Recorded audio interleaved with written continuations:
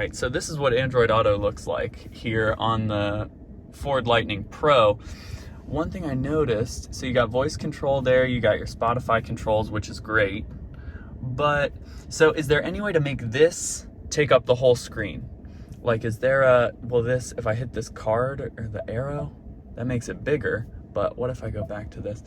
Yeah, so it only takes up that little section, but it's still nice, still looks good.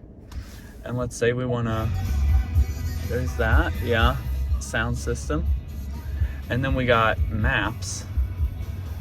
Oh, that looks good. I like that. And you still got all your other important info here if you want to switch back and forth. That looks good. Okay, and then we go home. It's interesting that you got Electrify America there. Messenger, what?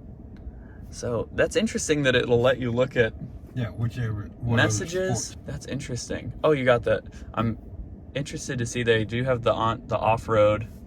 Okay. That app is for off-road trails.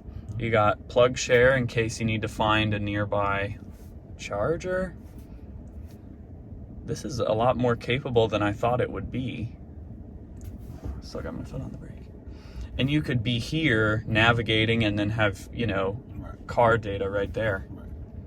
That was pretty seamless. The moment I pulled my phone out, it was ready. It set itself up. Yeah, that's very impressive.